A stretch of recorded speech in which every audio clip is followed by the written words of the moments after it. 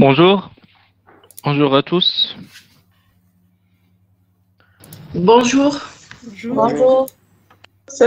Bonjour. Bonjour. Je vous remercie d'être là pour la troisième session de formation ISQB version 2023. J'ai l'honneur d'avoir parmi nous l'une des meilleures testeuses et formateurs en Tunisie et récemment à l'échelle française, Madame Ameni Bentayeb. Merci. Donc, salut, bonjour, Bonjour. Ameni. Donc, Ameni était parmi nous dans la première version de formation pour la version 2023. Sa session était parmi les meilleures et j'espère que vous allez admirer cette session aussi. Donc, je vous laisse la parole, Madame Ameni. Merci beaucoup, j'espère aussi. On continue. Donc, pour cette session, on va voir le chapitre 3, le test statique. On va voir le plan de présentation. Donc, pour ce chapitre, c'est le petit chapitre, mais en même temps, il y a beaucoup de théoriques à avoir et à comprendre. Donc, on va découvrir la première partie, c'est le base de test statique, tel qu'on va voir le produit d'activité examinable par le test statique, la valeur de test statique, la différence entre le test statique et le test dynamique. D'accord? Et pour la deuxième partie, c'est le processus de feedback et de revue. Tel qu'on va voir l'activité de processus de revue, le rôle et responsabilité dans le revue, type de revue et les facteurs de réussite de revue. À la fin de cette session, on va prendre quelques temps pour vos questions et les répondre. D'accord? D'accord. Oui. Oui, d'accord. Donc, on va commencer par les bases de test statique. On peut donc, pour savoir les produits d'activité qu'on peut examiner par ce test, donc tels que l'exigence, le code source, le plan de test, les cas de test, les éléments de product backlog, tels que le user story, les epics, les documentations sur Confluence ou bien n'importe quelle documentation de projet, les chartes de test, les contrats et les modèles. Donc, pour savoir quel produit d'activité qu'on peut l'examiner via le test statique, n'importe quel produit qui peut être lu ou bien compris, non exécutable.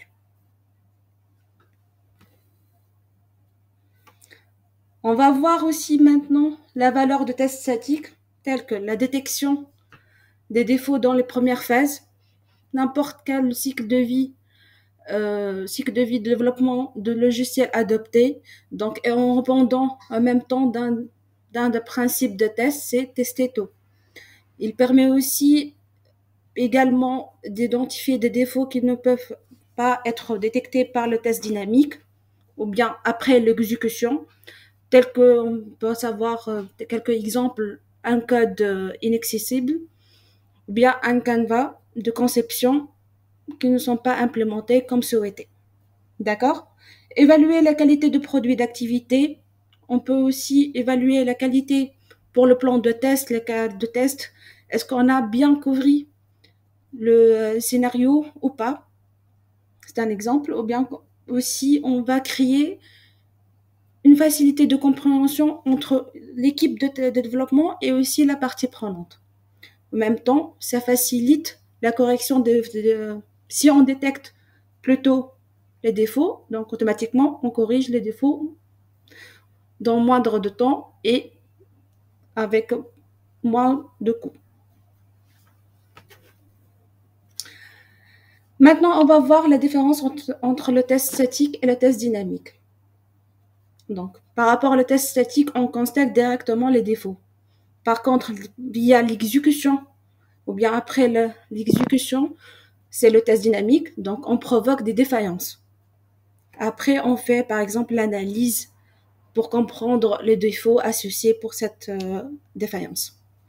Le test statique peut être appliqué à des produits d'activité non exécutables, comme déjà on a vu, première partie, l'exigence ou bien les documentations. Par contre, le test dynamique peut être appliqué qu'à des produits d'activité exécutables. C'est ça le mot-clé entre le test statique et le test dynamique. Si pas d'exécution, c'est le test statique.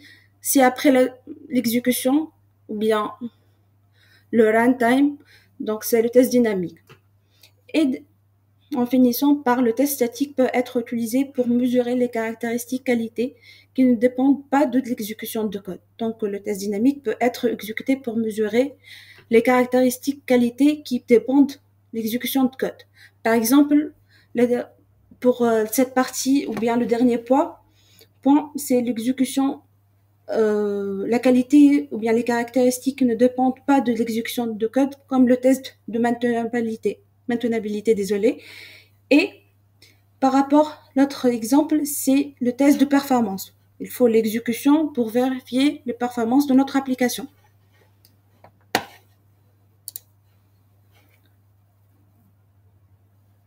Pour la deuxième partie, c'est le processus de feedback et de revue. On va voir les bénéfices. Amélie, oui. Merci. Juste avant de passer, je veux bien savoir si quelqu'un a une question concernant la différence entre les tests statiques et les tests dynamiques. Ben, il y a quelqu'un qui peut nous reformuler ce que Madame Amélie a dit? Sincèrement, j'ai pas compris la différence entre un test statique et un test dynamique. Dans quelle phase on effectue le test statique? Oui. Et après quoi, c'est quoi la différence entre les deux? Ou dans quelle phase on utilise les tests statiques et les tests dynamiques? J'ai pas bien compris. Pas de souci. Donc on fait un exemple. Donc dès le début, on va tester, par exemple, on va lire l'exigence. N'est-ce pas, Haïfa? Donc, on va lire l'exigence ou bien le cahier de charge, le besoin de notre client, bien le partie prenante. Donc, on va lire la documentation, on va lire le code. Le code. Ok. Donc, s'il vous plaît, coupez vos micros. Donc, dans ce cas, on va juste comprendre, lire, c'est tout. S'il y a des fautes, bien d'ambiguïté, il y a contradiction entre qu'on a entendu via la réunion de clients ou bien la documentation. Donc, on va juste lire la documentation. D'accord? Donc, c'est purement test statique. Dans notre domaine. Dans cette phase-là, pardon, Madame Amélie, dans cette phase-là, la spécification des besoins, documentation, juste lire, c'est tout. Ça veut dire, dans cette phase, on exécute le test statique, juste en lecture seulement. On dit pas on exécute. On fait. Puisqu'il y a l'exécution, le mot exécution signifie directement pour nous dans le domaine de test, c'est test dynamique. D'accord? Donc, on préfère de faire un test statique, de lire, de comprendre est-ce qu'il y a des défauts, est-ce qu'il y a des choses manquantes pour rectifier. Un simple exemple, même par exemple, un étudiant pour faire un rapport de fin d'études. Donc, on fait la première version. Il y a quelqu'un qui va faire la validation, va revoir le rapport s'il y a quelque chose à ajouter ou bien à modifier, ou bien à supprimer. N'est-ce pas? Donc, seulement lire, de vérifier. Donc, c'est un test statique. D'accord? Aussi, on écrit un cas de test. Tout simplement, il y a quelqu'un qui va vérifier notre cas de test. Est-ce que c'est bon ou pas? Par contre, si le jour J, on va tester l'application, par exemple, notre domaine, on sommes des testeurs, donc on va exécuter l'application ou bien le logiciel, quel que soit mobile, web. Donc, on va voir si c'est bon. Il y a des défaillances, il y a un bug. Donc, normalement, tout le monde... je vais prendre l'exemple de Youssef qui a publié déjà dans quelques jours pour SNCF, donc pour le test de performance. Il y a beaucoup de gens veulent acheter des tickets pour le TGV ou bien des trains, mais l'application est down. Donc, c'est une défaillance. Donc, il y a une exécution. Donc, c'est un test dynamique. C'est clair maintenant, Haifa? D'accord. Pour reformuler, donc la différence entre un test statique et un test dynamique. Le test statique se fait dans la phase spécification des besoins, documentation et vérification des besoins généralement. Oui. Le test dynamique se fait lors le jour J, la livraison de produits, avant la livraison de produits au client. L'exécution de l'application, en fait. Haifa, ici, on parle spécifiquement d'un cycle de vie de développement de logiciels bien spécifique. Par contre, n'importe quel cycle adopté par l'entreprise ou bien l'organisation, on peut le faire. Par exemple, avant la livraison, en cours de dev, on peut faire, par exemple, pour le Scrum, on fait pour chaque sprint. Donc, pour le sprint planning, on fait les tests statiques, par exemple, comme des développeurs ou bien notre équipe, en lisant le user story, notre US à faire. J'ai bien compris. D'accord. Merci bien, Elmeni. Là, l'exécution de tests dynamiques, tout dépend du cycle de vie utilisé par l'entreprise. N'importe quel cycle adopté. N'importe quel cycle de vie adopté, on peut faire le test statique. Aussi, on peut, même en revenant ici, pour le code aussi, on peut faire le test statique. Par exemple, Youssef ou bien Khawla qui fait un signe, je vais prendre, on va voir après la question de Haifa,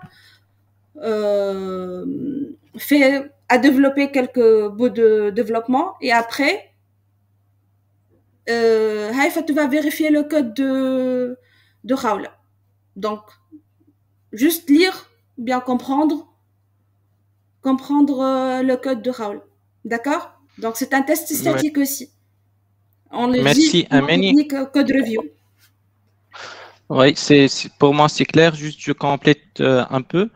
Pour l'examen ISQB, on a la question. L'examen dynamique, le test dynamique, il faut exécuter le produit. C'est-à-dire, par exemple, si je suis en train de développer une voiture, je dois vraiment démarrer la voiture. Pour le test statique, c'est au niveau, par exemple, des US, des cas statiques. Donc, on rappelle ici le principe de test-eto.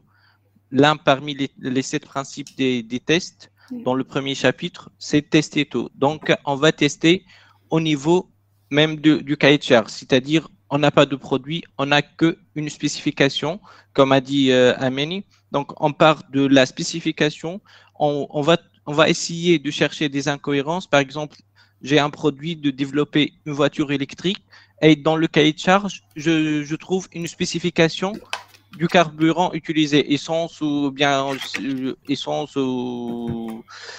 Donc ici, donc il y a une incohérence entre la première règle et la deuxième règle. Donc la première règle, elle est 100% électrique et après, on parle du type du carburant. Donc on doit signaler ça même avant l'exécution du produit ou bien l'exécution du test.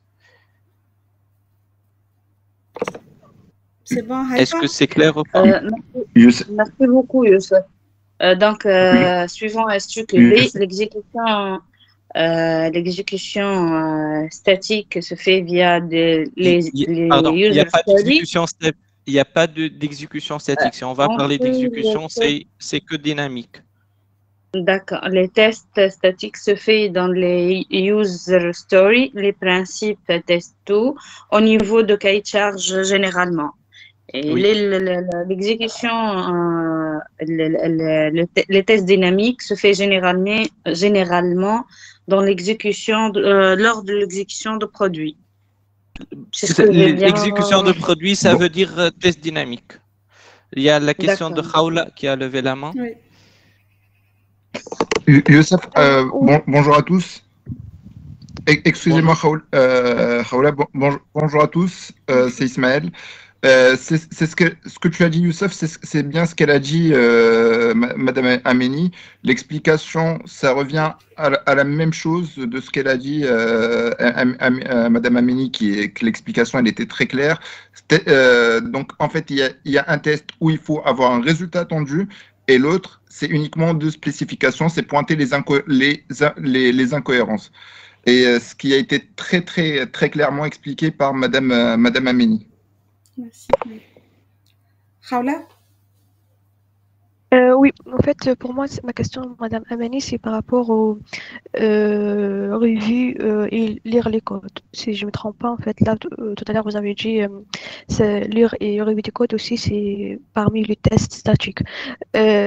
Pour moi, en fait, en tant que, par exemple, un testeur ou une testeuse, lire et revoir les specs, c'est clair, il va comprendre, il va voir s'il y a une incongruence dans les besoins, etc. Par contre, dans les codes, c'est pas le rôle d'un développeur parce que je sais pas si un testeur aussi peut lire le code d'un développeur. Je pense, je sais pas, mais je sais pas si il va rien comprendre ou il faut qu'un testeur aussi qui a un background technique peut comprendre le code, etc. Très bonne Je question. voulais juste voir. Oui. Je voulais juste voir. Pardon. Désolée. C'est moi, oui.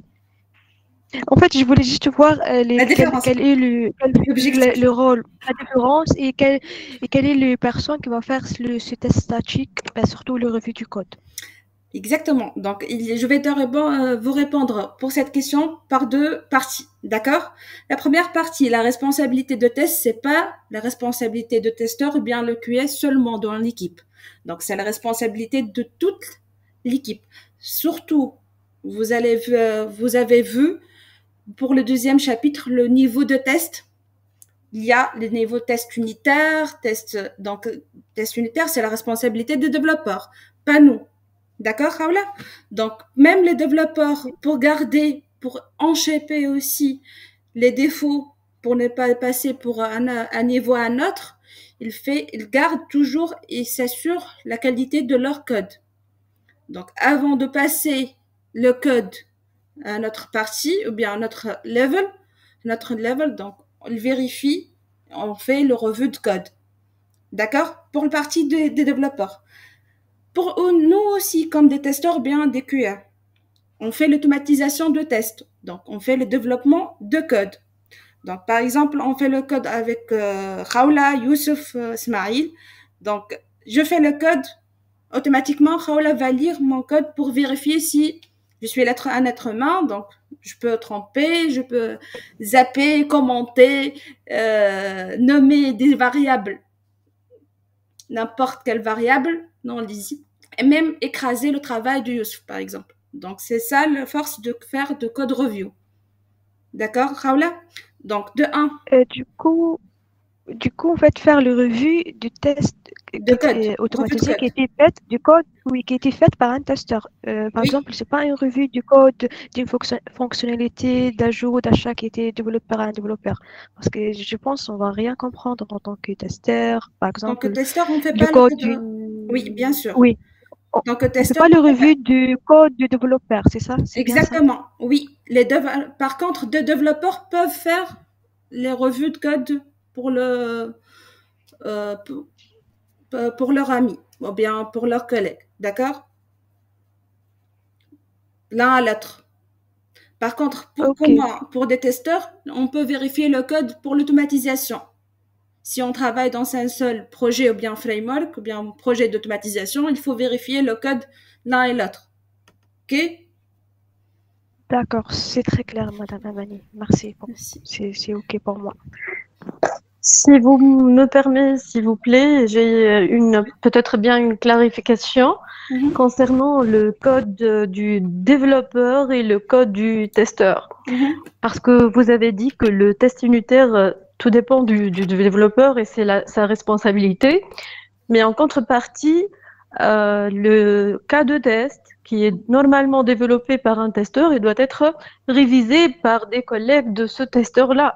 Il y a une différence entre code qui définit l'application ou le logiciel développé par le développeur et les cas de test développés par les testeurs. Donc, lorsqu'on dit on va lire ou analyser les tests, voilà, les cas de test, c'est un code différent du code développé par le développeur. Dalia, ici, on parle... Désolée. Oui. Désolée. Vous pouvez terminer, désolée. Oui, j'ai bien terminé mon intervention, mais juste, est-ce que je suis dans le bon sens? J'ai bien compris la définition et la différence entre les deux cas ou non? Exactement. Il y a un test statique pour un cas de test manuellement. Par contre, on travaille non seulement on travaille le test manuel, on fait le test auto. Donc, on code avec Java, Python, Selenium, Playwright, n'importe quelle technologie ou bien API pour l'automatisation. D'accord? Donc, même pour nous, comme des testeurs, on fait le code, l'automatisation de code. Donc, il y a des codes à développer. Pour notre objectif, c'est l'automatisation des cas de test fonctionnels ou bien test de perf, n'importe quel type d'automatisation. Donc, il y a un code. Donc, on peut faire aussi de notre côté un revue de code. OK? C'est clair ou pas? Oui, c'est clair. Merci. Il y a Ashraf et Ismaïl. Et Sarah. Bonjour. Bonjour. J'ai une question en fait à propos des tests unitaires. En principe, il n'y a pas que le développeur qui a cette responsabilité. En principe, dans la méthodologie Scrum, les testeurs peuvent créer pareil des tests unitaires, non? Oui, oui, en STQB surtout, on dit parfois, mais rarement on trouve un testeur qui peut faire le test unitaire. C'est principalement le rôle d'un développeur. Peut-être aussi pour avoir les compétences techniques. Ok, parfait. Merci. Je vous en prie. Bah, je ne sais pas si on peut avancer dans le cours, Madame Ameni. Si vous me le permettez, Madame Amini, c'est Ismaël. Juste pour résumer, avec votre autorisation, bien évidemment, et franchement, vos explications sont très très claires, très précises. Et si je peux me permettre, c'est vraiment bravo pour vos explications qui sont très très très claires. Juste si vous me le permettez, pour résumer, test statique, c'est quelque chose qu'on va pas faire une action manuelle, on va pas exécuter, on va pas avoir un résultat, alors que test dynamique, dès qu'il y a une exécution, dès qu'il y a un résultat, dès qu'on, grosso modo pour simplifier, dès qu'on manipule, dès qu'on clique sur un résultat, dès qu'on manipule un cas test, on a un résultat, donc c'est un test dynamique. Ça peut être à différentes phases. Par exemple, un test unitaire peut être considéré comme un test dynamique. C'est bien ça, je pars sous votre contrôle, Madame Ameni. Oui, bien sûr, oui. Oui, merci. Entendu. Franchement, merci pour ces précisions et bravo pour vos explications. Merci. Je pense à Youssef. Qui sont très claires. Merci. Je pense qu'il reste Ashraf pour poser une question. Ok, on prend la question de Ashraf et après on passe à la deuxième partie. D'accord. Je ne sais pas si Ashraf est encore là. Je pense pas. Non. Ok, on peut avancer donc. D'accord. Maintenant, on va passer pour la deuxième partie, c'est le processus de feedback et de revue. Ici, on va voir les bénéfices d'un feedback précoce. Donc, précoce, c'est l'un des principes de test, c'est tester tôt, avoir un test. Donc, automatiquement, on va avoir un feedback le plus tôt possible. Et les fréquences des parties prenantes. Donc, on va éviter les malentendus sur l'exigence. On va s'assurer qu'on a le bon besoin ou bien les bonnes spécifications du client. La communication rapide avec des problèmes de qualité potentielle avec les parties prenantes. S'assurer que les changements apportés aux exigences sont compris et mis en œuvre plus tôt. Donc, n'importe quel changement ou bien modification doit être automatiquement corrigé, modifié le plus tôt possible. et améliorer la compréhension de l'équipe de développement. Si on a bien défini le besoin de parties prenantes ou bien améliorer la qualité, donc automatiquement, l'équipe de développement va mieux comprendre le besoin de notre client et va être concentrée directement vers la partie la plus priorité pour eux. OK? Maintenant, on va voir les activités de processus de revue. On a un processus bien défini qui peut être impliqué tout ou bien ça dépend du type de revue, on va voir après. Donc, on va commencer par la planification. On va planifier tout d'abord notre revue qui nous permet de définir le périmètre. On va revoir, vérifier c'est quoi le produit d'activité à examiner et définir l'effort et le délai. Combien de temps on va prendre pour revoir ce produit et s'il y a le temps, donc automatiquement, on va vérifier aussi le budget, l'argent, le coût. Après, on va lancer le revue. On va, ici, de cette partie, l'objectif de s'assurer que toutes les personnes impliquées se prêtent à commencer la revue. Il s'agit notamment de s'assurer que chaque participant a l'accès au produit. Il aussi comprend très bien son rôle et ses responsabilités. Après, chacun de ces participants va avoir la revue individuelle pour identifier les anomalies, identifier les recommandations et noter des questions. Si ça dépend, par exemple, si on va prendre une checklist bien définie ou bien le type plusieurs techniques de revue. Par exemple, il y a basé sur le checklist ou bien des scénarios. Passons maintenant à la communication et analyse. Ici, on va communiquer et avoir une collecte de ces anomalies et identifier les recommandations et les checklists qu'on a pris et prendre des décisions et des actions requises. En terminant par le corriger les anomalies et un rapport pour chaque défaut dans cette partie. OK? Avant de commencer par les rôles, pas de questions? Madame Emeni, bonjour. Bonjour. Si j'ai bien compris, quand vous dites le processus de revue qui commence par la planification jusqu'au rapport, c'est ça le test statique en fin de compte. Ce sont les étapes du test statique, c'est ça? Oui, pour faire une revue. Voilà, donc par définition, si le test statique c'est la revue, etc., donc le processus de revue qu'on vient de voir, en fin de compte, c'est le test statique pratique. Comment est fait, qu'est-ce qu'on appelle un test statique, les étapes d'un test statique, c'est ça? Pas des étapes de faire pour une revue de sa revue statique, oui, on peut le faire, on peut le considérer comme ça. Khaled, dans ce cas, par exemple, je vous donne un exemple, le même exemple d'un étudiant pour terminer ses études, d'accord? Donc, à chaque fois, il y a plusieurs versions. Donc, un étudiant va donner à l'encadrant la version de rapport. Donc, l'encadrant va prendre ce rapport pour lire, planifier quand les dépôts, par exemple, pour la première version, lancer le revue. Donc, on va, par exemple, prendre un rendez-vous avec l'encadrant la semaine prochaine, ou bien ce vendredi, pour lire individuellement. Après, l'encadrant va noter des remarques, n'est-ce pas, Khaled? Oui, je vous suis, madame. Exactement. Avoir des recommandations, ajouter par exemple, quelques schémas.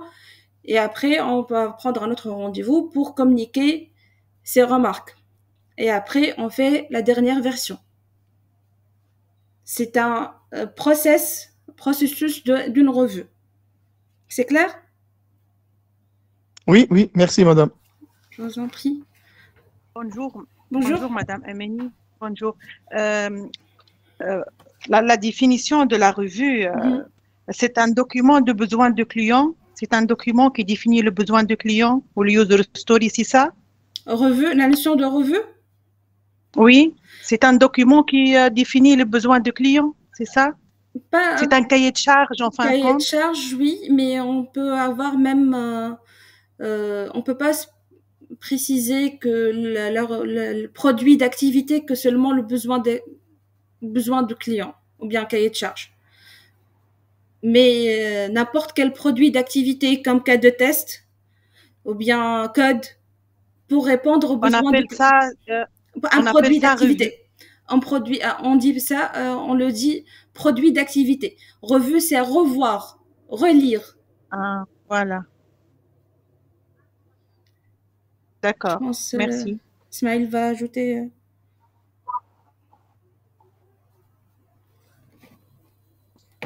Non, sa main, elle est levée, je pense, depuis tout à l'heure. Ah, d'accord. On continue? Pas de questions?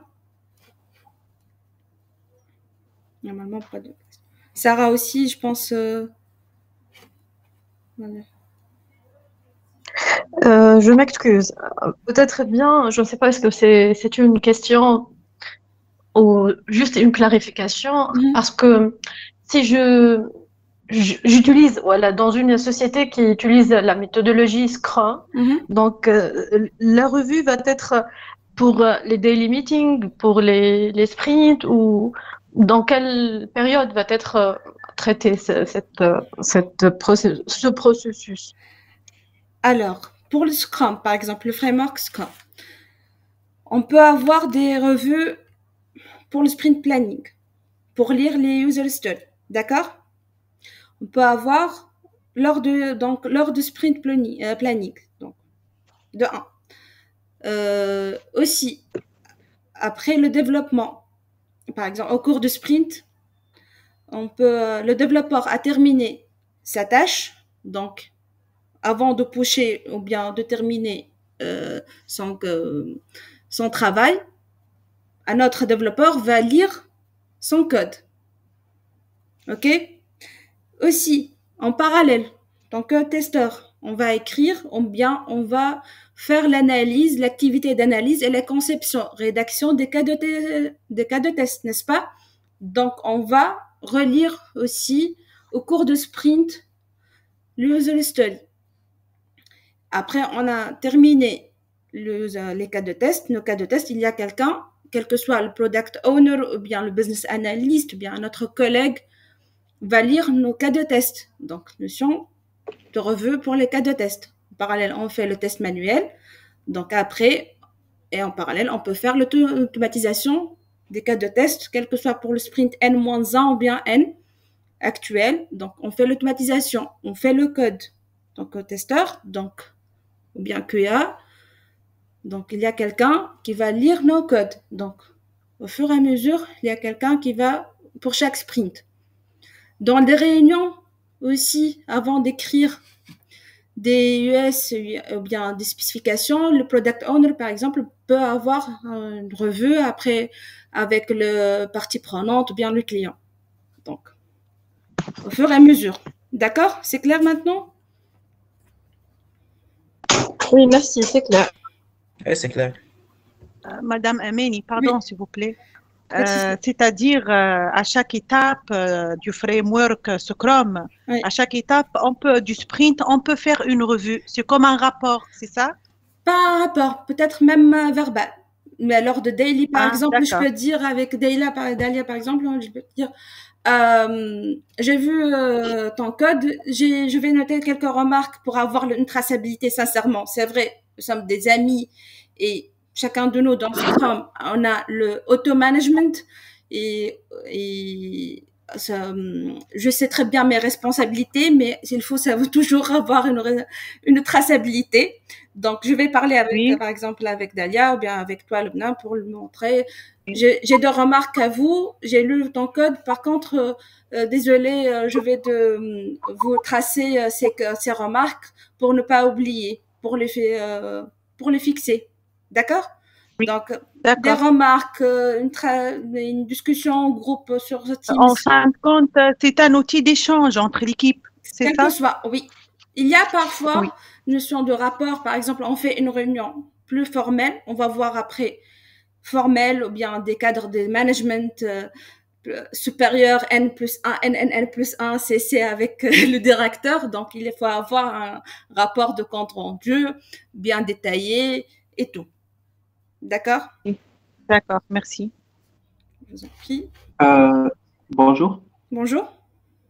Donc, on peut dire que ce processus de revue ou bien les tests statiques, c'est effectué il peut être effectué par toute l'équipe, en fait, non seulement par les testeurs. Exactement, oui. Même les business analysts, c'est ça? Oui. Parce que, par exemple, j'ai travaillé avant avec une équipe que les cas de test que déjà rédigés, bien détaillés, écrits, le business analyst va faire le revue, soit approuver, soit rejeter les cas de test, ou bien pour le modifier et en ajoutant des remarques, ou bien les détails, pourquoi il a rejeté ces cas de test. D'accord? D'accord. D'après mon expérience, il y a un meeting qui s'appelle Refinement, qu'on fait avant le début du sprint. Est-ce qu'on peut dire que ce qu'on fait dans ces meetings, c'est les tests statiques, en fait? Oui, bien sûr, c'est Backlog Refinement. Donc, on va voir le next step, ou bien pour le growing aussi. Donc, on va voir les next steps dans ce sprint ou bien après. Donc, on va parler de parties experts, soit il y a toute l'équipe dev, test, business analyst ou bien product owner. Donc, dans ce cas, on va parler de spécifications, d'exigences. Donc, il va parler avoir tous les avis. Par exemple, il y a des équipes qui font, par exemple, la notion avant de commencer, ou bien on fait un planning. On va faire, par exemple, une réunion à 14 heures. Mais avant ça, on va parler pour ce refinement backlog, on va parler par ces points. Donc, toute l'équipe va préparer ses questions ou bien ses recommandations. Ou bien, mais c'est pas obligatoire. Donc, on peut faire lors de réunion. Donc, par exemple, il y a des développeurs qui ont plus d'expérience pour ce projet, donc leur un avis. Par exemple, on peut pas faire cette fonctionnalité parce qu'on a, avec cette technologie un peu ancienne, on a limité. Donc, il y a un échange, il y a un revue. D'accord? D'accord, c'est clair. Merci. Je vous en prie. On termine? On continue? Normalement, c'est bon. Oui, on continue. D'accord. Passons maintenant au rôle responsabilité dans la revue. Il y a le manager. Le manager ici, il va... désolé. Il va effectuer les ressources telles que le personnel, le temps nécessaire. D'accord? L'auteur, donc ici, qui a créé déjà le produit d'activité et aussi il va corriger au cours de revue. Donc, par exemple, en donnant un exemple, c'est moi qui ai écrit le cas de test. Donc, c'est moi l'auteur. Et par exemple, le business analyst, le product owner m'a donné des modifications à faire. Donc, je vais corriger ces modifications, bien éditer. D'accord? Modérateur ou bien facilitateur qui fait la médiation, la gestion de temps et environnement de revue la plus saine. Il doit être neutre, pour ne pas avoir une tension entre l'équipe ou bien entre les personnes, parce qu'on ne vise pas les personnes. Il y a le scribe ou bien le reporter qui va, pour chaque réunion de revue, il va collecter les anomalies et enregistrer les informations. Le réviseur, ou bien les participants qui va lire le produit d'activité et réaliser aussi des revues, ce sont des experts techniques ou bien pour le domaine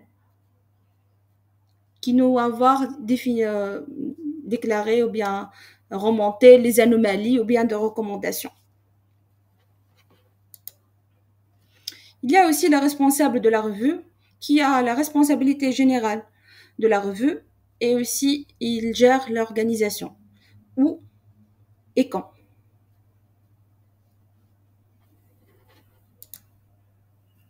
C'est clair pour les rôles? On continue le titre. Madame Ameni. Oui. Ah oui, c'est clair. Pardon. Le manager, c'est lui le product owner, c'est ça ou... Le manager, tout dépend de revue qu'on a avoir. Quel que soit le revue. D'accord, Lobna? Parfois, Oui, c'est le product owner, parfois, c'est le QA manager, parfois, c'est le directeur technique. Donc, ça dépend de revue qu'on va le voir. D'accord, merci. Alors, passons maintenant pour les types. Je m'excuse. Pas de souci. Merci. Si j'ai bien compris, la responsabilité du manager, c'est différent du responsable qui va fixer le lieu et la date et la durée c'est ça. Exactement. Le responsable de la... Ce sont deux tâches différentes. Exactement, deux rôles différents. Deux rôles, je m'excuse, oui. Exactement. Deux rôles, oui. Manager, il gère seulement. Je vais, par exemple, Dalia, je vais te donner, vous donner un rôle, par exemple, modérateur, donner les ressources, le coût, puisque c'est le temps, délai, et c'est tout. Et c'est quoi le produit d'activité à revoir. Par contre, les responsables de revue vont avoir le garant, c'est le garant de revue. Et il gère l'organisation. D'accord? C'est clair? Oui, merci. Je vous en prie. Alors, passons maintenant. Pas de questions normalement. On continue. Houdé? Bonjour. Bonjour. En fait, j'ai une question. Est-ce que une personne peut jouer plusieurs rôles parmi ceux que vous venez de citer? Oui, mais c'est difficile d'avoir l'auteur, c'est le même modérateur. On peut pas l'avoir, sincèrement, parce que il ne reste pas neutre.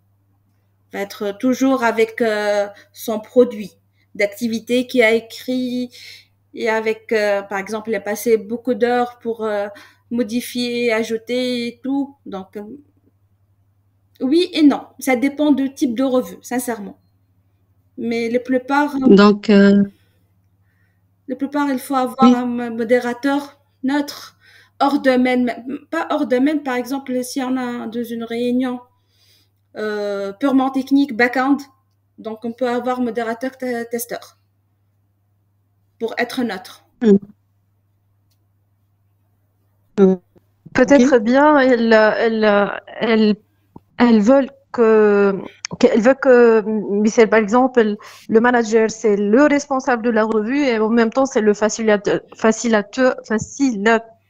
Je m'excuse. Modérateur. Modérateur, oui. Donc, il peut avoir les trois rôles. Donc, il peut être un manager. En même temps, il est le modérateur et aussi bien le responsable de la revue. Si on trouve, mais en contrepartie, oui. Si on trouve un manager modérateur... Parfois, pour des petites entreprises, voilà, pour des startups, on peut l'avoir cette à la tunisienne, oui, on peut l'avoir. Oui, évidemment. On peut l'avoir, oui. Oui, justement, lorsqu'on est dans une entreprise où il y a un sous-effectif, donc on est obligé de jouer plus qu'un rôle. Dans ce cas, on est obligé, mais à la version soit tunisienne, soit marocaine, algérienne. Donc, ça dépend de société. Donc, j'en sais pas, peut-être Youssef et Ismaïl peuvent m'aider. Pour les STQB, ils l'ont bien diffusé comme... Juste si vous me le permettez. Oui, Ismaïl. Oui, juste pour information, je vous rassure, même dans des structures françaises, il y a ça. Ah ouais. Ça arrive dans des structures françaises aussi. Qui a ça. C'est pas qu'à la marocaine ou à la tunisienne. Ah oui, c'est notre leader, Smaïl. On a pris notre leçon via la France. Mais je me dis. mais je vous rassure que même ici en France, il y a des choses qu'on voit oui. Qui sont pires que chez nous. Oui. Mais si on répond à la question de Amen, si vous me permettez, avec l'ISTQB, est-ce que c'est possible de faire ça ou non? Pour être plus logique avec les normes. Pour moi, non. En lisant l'ISTQB, quelle que soit pour la version 2011 ou bien 2018, ou bien cette version, normalement, s'il a divisé les rôles, donc chacun de nous a son rôle, ses responsabilités. Ok. D'accord? Oui, merci. Woudé, c'est bon? Ok, merci. C'est clair ou bien il y a des autres questions? D'accord. Maintenant, on va passer pour les types de revues. Il y a plusieurs types de revues, quel que soit formel ou bien informel. Le niveau de formalité requis dépend des facteurs, quel que soit par exemple le cycle de vie de développement logiciel suivi, maturité de processus de développement, maturité de processus, j'ai fait dupliquer, désolé, et l'exigence légale ou bien réglementaire liée à un possible audit. Donc cela dépend du niveau de formalité de notre revue.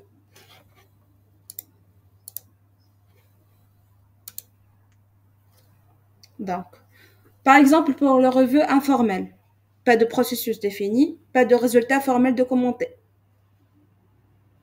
On peut parler entre collègues.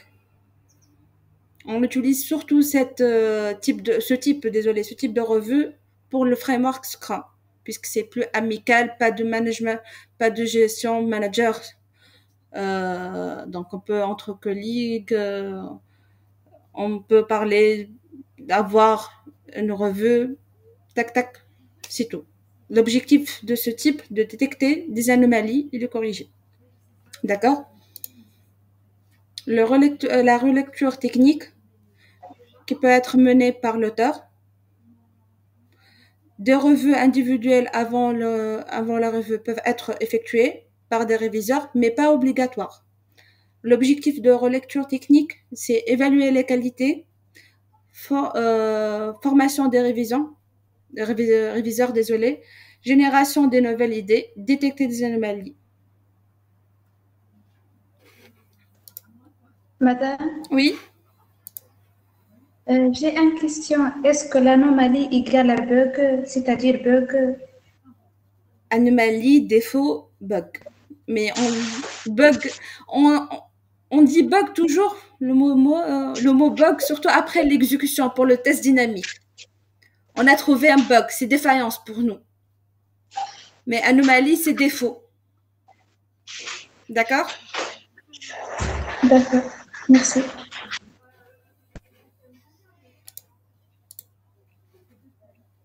Donc, pour la revue technique réalisée par des réviseurs techniquement qualifiés, dirigée par un modérateur, pas de résultat formel documenté. Par contre, l'objectif de cette revue, c'est prévention à un consensus, prise de décision concernant un problème technique ou bien pour détecter des anomalies.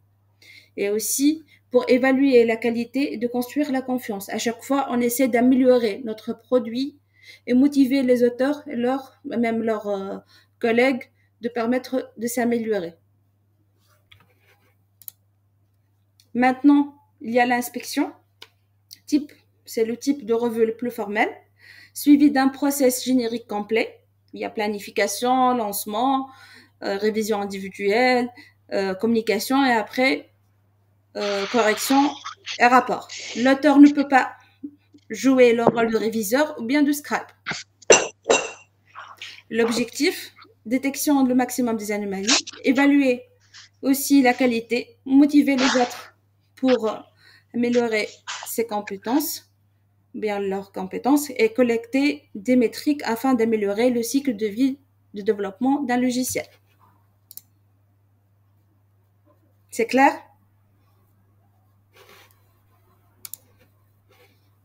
Passons maintenant à les facteurs de réussite de revue.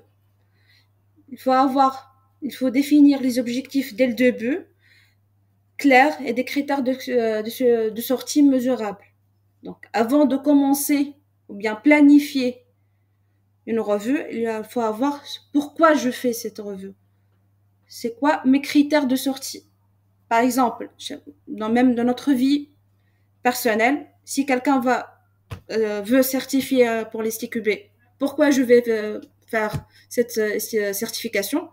Et c'est quoi mon critère ou bien mes critères de sortie? Choisir le type de revue approprié pour ne pas perdre beaucoup de temps et planifier des réunions.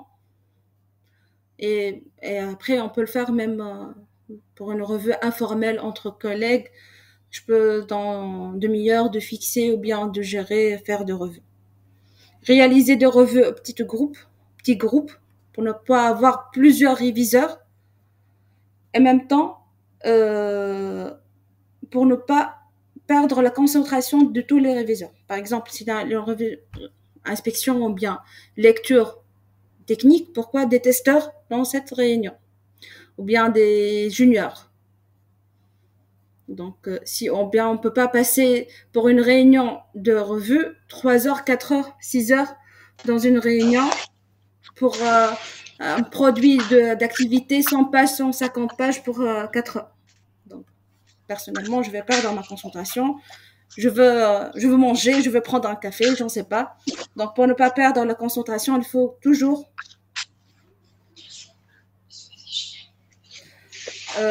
avoir des revues en petits groupes et en même temps, à chaque fois, on fait... À l'assurance. Oui. Mutuelle. Fournir une information adéquate à tous les participants. Fournir un feedback de revue aux parties prenantes et aux autres. Pour avoir toujours la communication aux parties prenantes. Pour avoir leur feedback en même temps pour s'il y a des modifications à faire et tout. Intégrer les revues dans la culture d'organisation et fournir une information adéquate à tous les participants. Donc, désolé. C'est tout. C'est un petit chapitre. S'il y a des questions, j'espère bien. Oui, Madame Ameni. Oui. Est-ce qu'on peut automatiser ce processus de revue? Automatiser ce processus de revue. J'ai pas bien compris. Plus de détails, s'il vous plaît. C'est-à-dire, tout à l'heure, quand vous avez expliqué un peu au départ pour ma première question, vous avez parlé d'automatisation. Ah, ouais. Je ne sais pas, est-ce que j'ai compris qu'on peut automatiser, comme pour les tests dynamiques, est-ce qu'on peut automatiser des tests statiques? Voilà la question. Pour l'automatisation des cas que j'ai parlé avant, c'est pour l'automatisation des cas de test fonctionnels. Donc, au lieu de faire à chaque fois répéter le même exécution de cas de test, on fait l'automatisation. Donc, on va développer un code. C'est pour cela qu'on fait une revue de code pour cette automatisation. D'accord, Khaled? Non, je pense que je suis un peu. Non, je pense que je suis un peu perdu entre les notions code, cas de test, etc. Bon, j'ai pas le background d'informatique, c'est pour cela que je suis en train de vous suivre à la lettre. Oui. Donc, j'ai pas bien compris. D'accord. Ici, je vais vous comprendre la notion d'automatisation pour le cas de test fonctionnel. Dans notre rôle, ou bien, tant que testeur, on va essayer toujours d'exécuter ou bien de trouver des bugs pour l'activité exécution. Donc, par exemple, j'ouvre Facebook ou bien Google, WhatsApp, n'importe quelle application et après, je vais tester, par exemple, l'authentification. D'accord? Authentification, donc à chaque fois, je vais entrer mon email, mon password et cliquer sur le bouton Sign In. Je vais le faire tout le temps pour... je vais tester le même cas de test, par exemple, 3-4 fois par jour. Donc, répétition, c'est ennuyant.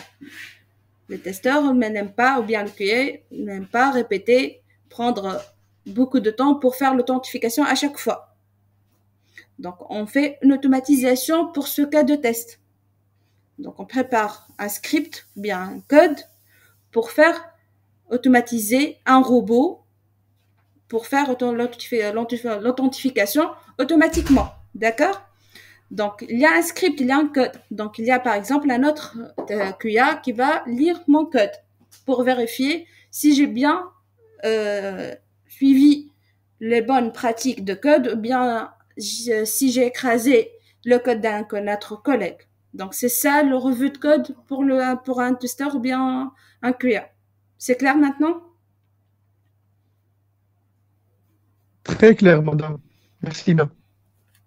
Par contre, pour le revue, on a besoin des recommandations, des feedbacks, des corrections, des détections des bugs d'un produit d'activité. Il faut lire, il faut des yeux. Donc, il nous faut des réviseurs, des êtres humains. Mais on peut l'avoir, par exemple, dans un rapport, dans un outil de trace pour documenter tous ces feedbacks. J'espère que j'ai bien compris votre question, Khaled, et bien répondu. Oui, c'est plus clair. C'est plus clair, madame, c'est plus clair. Merci. Des autres questions? Bonjour, madame. Bonjour. C'est possible d'avoir exemple de documentation de revue? Exemple de documentation de revue.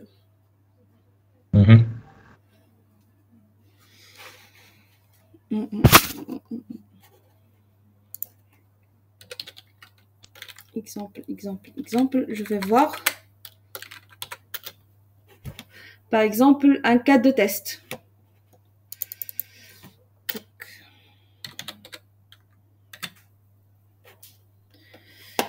Je vais voir. Je vais essayer de voir. Test link. Si j'ai dans mon local test link.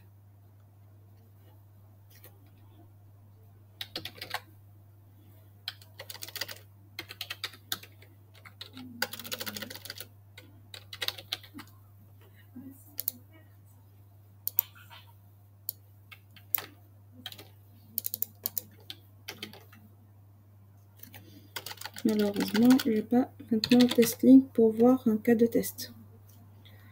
Tic, tic, tic.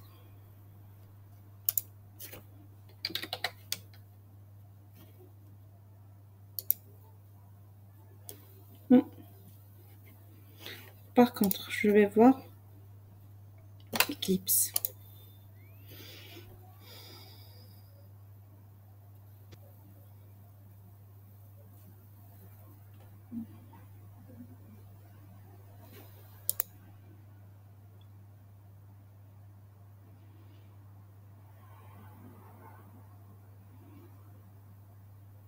Je vais prendre un exemple de faire un code de review, comment on peut avoir, par exemple, ou bien même si on fait l'automatisation de cas de test, on écrit d'une façon, c'est plus développé, mais avec l'approche de BDD, c'est le développement basé sur le comportement.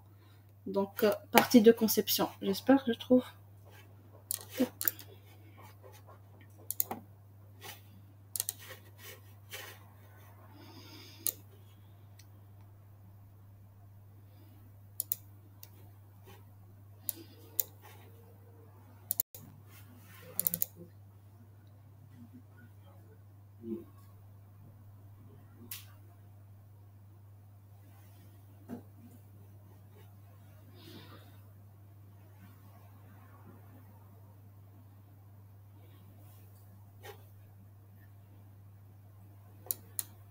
C'est un peu lourd.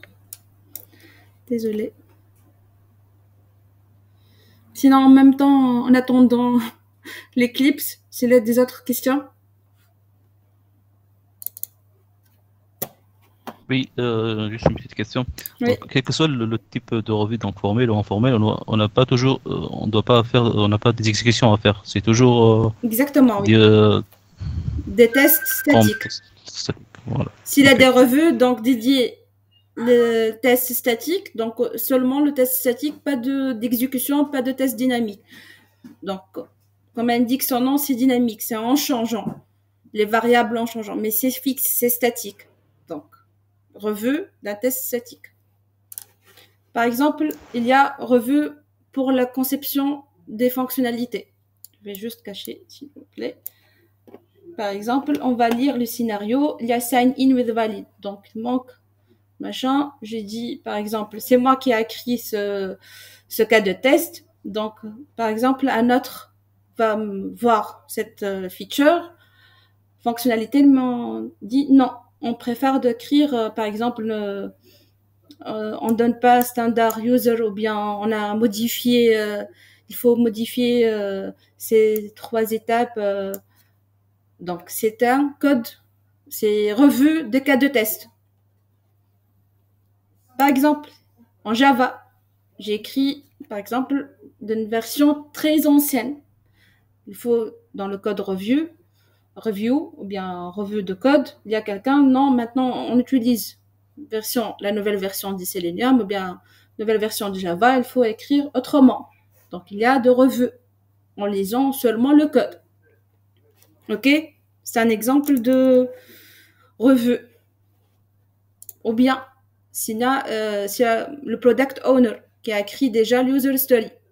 Pour l'événement de sprint planning, on fait de revues de cette US. C'est clair maintenant? Qui a posé la question? J'ai oublié. J'ai répondu à votre question ou pas?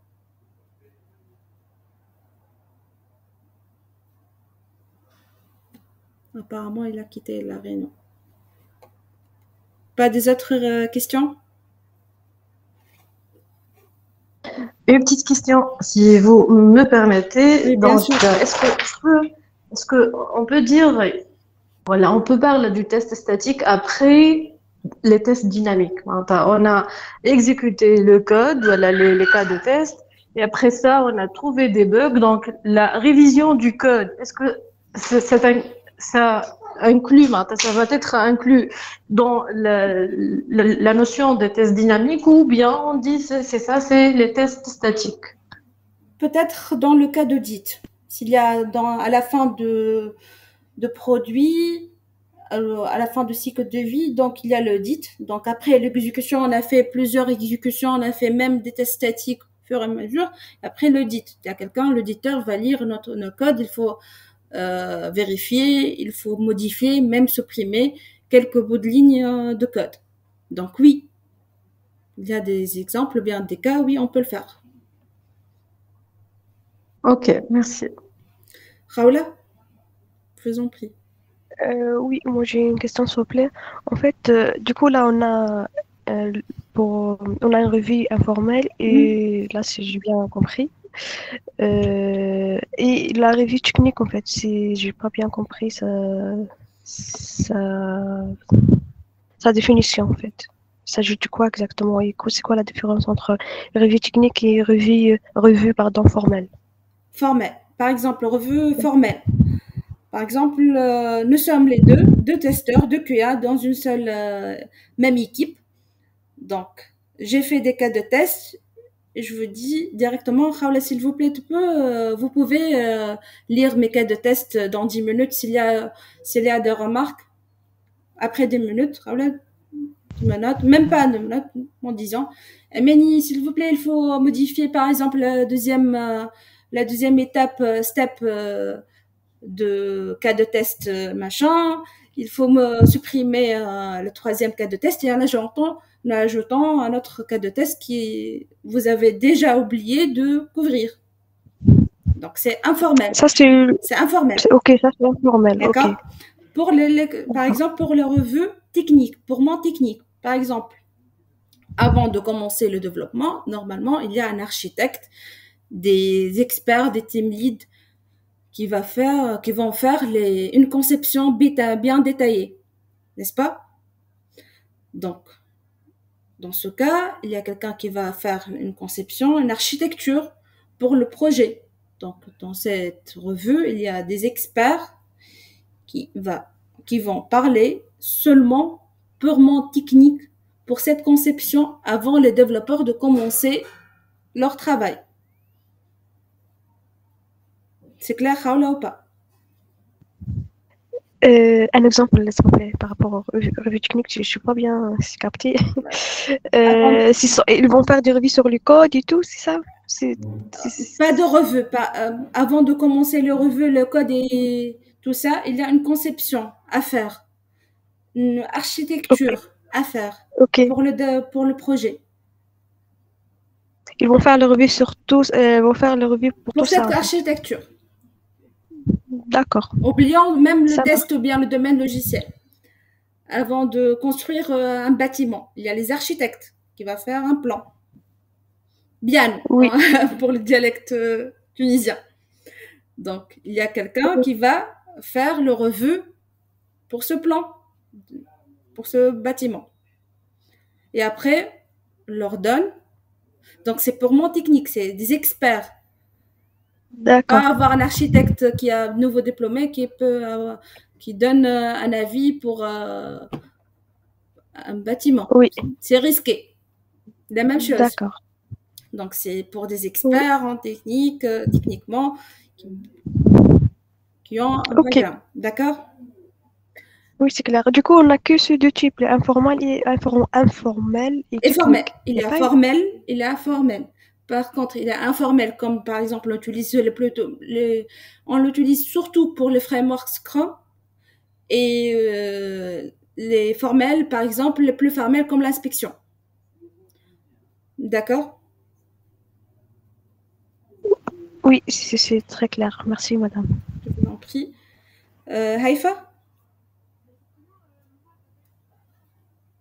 Donc, Amélie, après votre permission, bien sûr, est-ce qu'on peut trouver cette documentation de cours? Oui, bien sûr. J'ai pris note des spécifications. Je vais partager avec Youssef. Youssef va dispatcher après. Je vous donne la responsabilité à Youssef. Oui, avec plaisir. Quoi, Youssef? J'ai dit avec plaisir. Ah, d'accord, ok. Donc, j'ai pris note des principaux titres, mais j'aimerais bien revoir le cours pour bien fixer les informations. Bien sûr. S'il y a quelque chose, vous pouvez me contacter sur LinkedIn ou bien sur email, ou bien sur WhatsApp, c'est mon numéro tunisien. Excusez-moi, Madame Amélie, est-ce qu'avec Youssef, vous aurez 2 minutes après? Oui, bien sûr, oui. Est-ce qu'on peut rester sur le call juste 2 minutes, oui. Ça vous dérange pas? Si pas des questions, oui, bien sûr. Avec Youssef, si ça vous dérange pas? Oui, bien sûr. Oui, on peut. Bah, je vais faire une autre réunion et je vous invite les deux. Merci aussi. Ok, si ça vous dérange pas. Oui, bien sûr. Ok, avec plaisir. Mais franchement, j'ai assisté à votre formation, c'est excellent. Merci beaucoup. Franchement, c'est super. Bravo pour votre pertinence. J'étais vraiment. Même j'ai pu apprendre pas mal de choses également. Merci beaucoup. Merci beaucoup. Merci Amélie, c'était très intuitif, très clair. Merci, j'espère que tout le monde a bien compris. Simple et clair, oui. Merci beaucoup. Vous avez le contact de Madame Amélie si vous avez des questions sur ce chapitre. Elles peuvent répondre sur LinkedIn après. D'accord, merci pour vos tours. Juste, Youssef, si vous êtes encore là. Oui. J'aimerais bien savoir l'enregistrement du deuxième chapitre complet de la semaine dernière, pas encore. On verra ça lors de notre call. C'est pour ça qu'on va faire un call, Madame Amini. C'est moi qui avais animé le chapitre 2. On en discutera lors du lien qui va nous envoyer Youssef. Oui, il y avait un problème d'enregistrement. Le chapitre était bien présenté, était très bien expliqué, mais malheureusement, avec l'enregistrement, on n'a eu que la vidéo sans le son. C'est pour cette raison que j'invite toujours les gens à participer donc, au live, c'est-à-dire à la formation live et ne pas attendre l'enregistrement. On va voir qu'est-ce qu'on va faire pour ce chapitre. En fait, la première partie est déjà enregistrée juste pour le deuxième chapitre, puisqu'on a à refaire le deuxième chapitre complet la semaine dernière. Pour moi, il me manque juste la deuxième partie, parce que j'ai assisté les deux séances. La première séance, les deuxièmes séances, séance de matin, séance de 8h et 10h. Mais j'ai juste une petite difficulté de deuxième partie de chapitre. Ben, on va voir ça. On va voir ça et je pense qu'on va discuter de ça avec Youssef et je pense que je vais le refaire en totalité. Vu qu'il n'y avait pas d'enregistrement.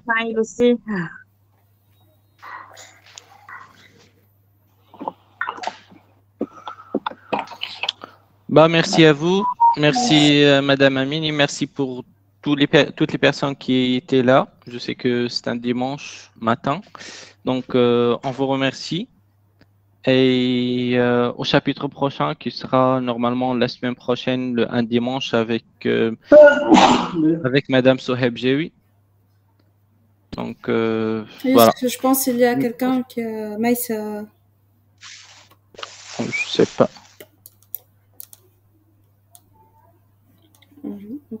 Apparemment. Donc, merci et bonne journée. Bye. Au revoir. Au revoir beaucoup.